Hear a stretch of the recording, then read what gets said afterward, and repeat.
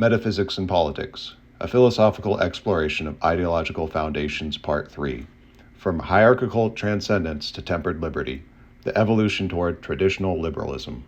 Having established theocratic monarchy as a primordial exemplar of metaphysically grounded governance, where divine sanction provides an ontological basis for hierarchical order, we now transition to ideologies that begin to moderate this absolute integration of transcendence with state authority. This shift logically emerges from historical upheavals that challenged monarchical absolutism, prompting a reevaluation of metaphysics and politics toward frameworks that balance individual autonomy with ethical traditions. Objectively, such evolutions reflect a rational response to the tensions inherent in theocratic systems. While divine hierarchies offer moral unity, they can stifle pluralism and adaptation, leading to revolutions that seek to redistribute power without wholly abandoning transcendent anchors. The French Revolution exemplifies this dynamic, overthrowing the divine right monarchy in favor of republican ideals inspired by Enlightenment rationalism, yet inadvertently paving the way for secular excesses like the Reign of Terror.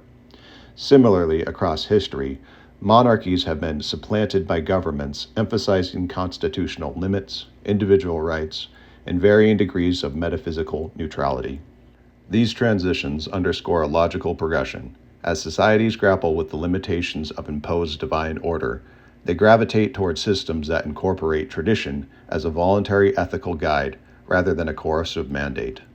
Within this continuum, traditional liberalism occupies a pivotal position on our metaphysical spectrum, bridging the neutral rationalism of secular liberalism with the transcendent hierarchies of the far right. Metaphysically, it draws from a moderate theism or natural law philosophy, viewing individual liberties as derived from enduring principles, often rooted in Judeo-Christian ethics or historical wisdom, that transcend mere human convention, but do not necessitate state-enforced religion. Logically, this foundation posits that reality encompasses both material and moral dimensions, where rights such as life, liberty, and property are self-evident truths endowed by a higher order, as articulated in foundational texts like the Declaration of Independence. Influenced by thinkers such as Edmund Burke, traditional liberalism rationally tempers the Enlightenment's emphasis on reason with respect for organic traditions, arguing that abrupt changes risk societal disintegration by severing connections to metaphysical anchors like virtue and community. Socially and politically, traditional liberalism structures society around limited government, constitutional safeguards, and civil institutions that foster self-reliance while encouraging moral formation through voluntary associations such as families, churches, and local communities. Governance involves representative democracy with checks and balances, minimal state intervention in personal affairs, and an ethical capitalism constrained by norms against exploitation.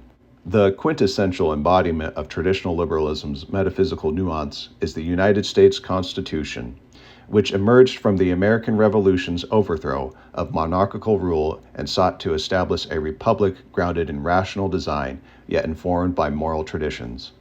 Objectively, the Constitution's framers created a federal system with enumerated powers, a Bill of Rights protecting individual freedoms, and mechanisms like federalism to diffuse authority. Metaphysically, it implicitly acknowledges transcendent ethics without establishing religion.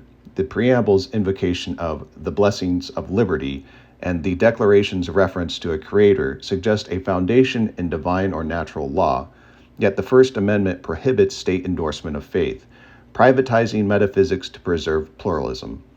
Logically, this balance addresses the pitfalls of theocratic monarchy by limiting government to secular functions while assuming citizens' moral self-regulation, enabling a diverse society to cohere without divine mandates.